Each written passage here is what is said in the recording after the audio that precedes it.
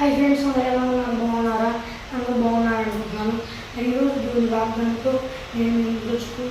ఈరోజు దేవుని వాగ్దానము కీర్తనలు 21వ అధ్యాయం 4వ వచనం। ఆయుష్యమని అతడు నిన్ను వరమడుగగా నీవు దానిని అతడికి అనుగ్రహించి ఉన్నావు, సదాకాలము నిలుచు దీర్ఘాయువు నీవు దయచేసి ఉన్నావు। మరి ఫ్రెండ్స్ దేవుని వాగ్దానము మరి ఈరోజు వాగ్దానం ద్వారా మరి దేవుడు ఏం సెలవిస్తాడంటే మరి ఆయుష్మని అతడు నీవు వరమడుగా నీవు దాన్ని అతడికి అనుగ్రహించి ఉన్నావు। మరి ఎవరు అడిగితే మరి ఒక భక్తుడు అడిగాడు దేవుని వాక్యంలో ఉంది, మరి ఒక రాజు అడిగాడు ఈ వాక్యంలో దేవుని వాక్యంలో ఉంది।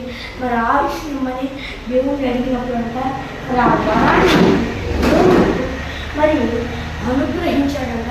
మరి ఈరోజు నేను వాగ్దానం ద్వారా మరి దేవుడు ఏం సెలవిస్తాడు అంటే నా కుమారుడు నా కుమార్తె ఆనాడు నా సేవకుడు ఆ వరాన్ని అడిగాడు, ఈరోజు నువ్వు ఏదైతే అడుగుతావో అది నేను తప్పకుండా ఇస్తాను, ఆనాడు నా సేవకుడు ఇచ్చినట్లుగా నీకు కూడా ఇస్తానని మరి దేవుడు సెలవిస్తున్నాడు ఫ్రెండ్స్। అది కూడా ఎలాంటిదో తెలుసా, సదాకాలం నిలుచు దీర్ఘాయువు అంట। ఏది ఇప్పటి వరకు నిలిచే దీర్ఘాయువు కాదు, ఇది సదాకాలం నిలిచే దీర్ఘాయువుని తన సేవకు దేవుడు అనుగ్రహించాడంట। మరి అలాగే దేవుడు ఏం సెలవిస్తున్నాడంటే నా కుమారుడు నా కుమార్తె నువ్వు కొంతకాలం వరకే అడుగుతావు, కానీ నేను చిన్నకాలం ఇస్తాను, నేను గొప్పవాడిని సర్వశక్తివంతుడను భయపడవాక ఆయుష్ని అడిగాడు నా సేవకుడు, నేను ఇచ్చా। అది కొంతకాలం నిలిచే ఆయుష్ కాదు, కొంతకాలం నిలిచే ఆయుష్ కాదు, సదాకాలం నిలిచే ఆయుష్ నిలిచా। అలాగే నువ్వు ఏదైతే అడుగుతున్నావో దాన్ని సదాకాలం నిలిచేటట్లు కొరకు చూపిస్తాను, నేను నీకు కొరకు చూపిస్తాను। నువ్వు ఆయుష్ అడుగుతున్నావా నేను ఇస్తా, భయపడకాక అది కూడా సదాకాలం నిలిచే ఆయుష్, ఏదో 10 రోజులకో సంవత్సరానికో నిలిచి ఉండే ఆయుష్ కాదు, అది చిరకాలము సదాకాలము నేను నీకు ఆయుష్ ప్రాణిస్తా, నేను దీర్ఘాయుష్మంతుడిగా దీర్ఘాయుష్మంతురాలిగా చేస్తానని మరి దేవుడు సెలవిస్తున్నాడు ఫ్రెండ్స్।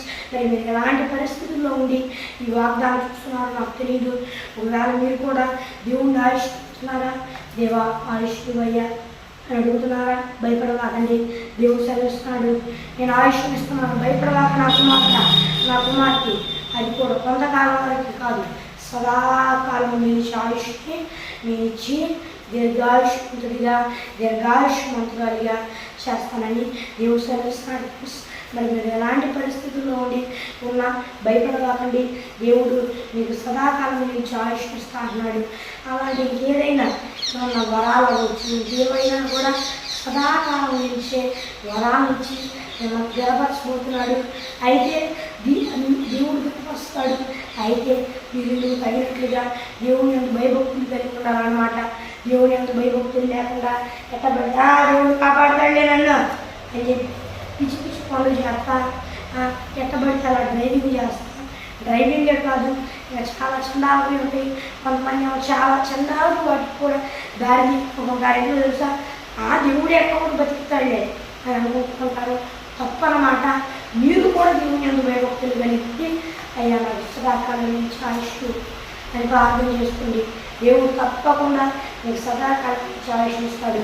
మీ పరిస్థితి మీ చెయ్యి దాటిపోవచ్చేమో, భయపడవాకండి, దేవుడు కొరకు చూపిస్తాడు। ఇదే కాదు ఏదైనా ఒకవేళ ధనం విషయంలోనే మరి డబ్బు అవసరమా, అప్పుడు మార్గంలో తెలవాకండి, అయ్యా నాకు డబ్బు అయ్యాయి మార్గంలో, ఎందుకు ఆ డబ్బు ఎంతకాలం ఇచ్చింది, ఒక్క సంవత్సరం కాదు కదా, ఒక్క రోజు కూడా చెప్తాం, లేకపోతే అది గుర్తుపెట్టుకోండి, అయ్యా ఈ మార్గంలో డబ్బులు ఇవ్వయ్యా కనుక మరి మీకు డబ్బులు మనిషికి అవసరం కాబట్టి దేవా నాకు సదాకాలం నిలిచే ధనాన్ని అనుగ్రహించవా। అలాగే దీనికంటే ముఖ్యంగా ఆ లోకంలో సదాకాలం నిలిచిందయ్యా, ఇదైనా ఎంతకాలం నిలిచింది, నేను జీవించినంతకాలం నిలిచిందేమో ఆ లోక ధనాన్ని నాకు ఇవ్వవా। దేవుని వేడుకోండి, దేవుడు అద్భుతమైన కృపను మీకు చూపిస్తాడు, భయపడవాకండి, ధైర్యపడండి, దేవుడు విశ్వాసాన్ని ఉంచండి, దేవుడు అద్భుత కార్యం మీ జీవితంలో చేయగలిగిన సమర్థుడు, భయపడక జడియక దేవుని స్తుతించండి. దేవుని స్తుతించండి.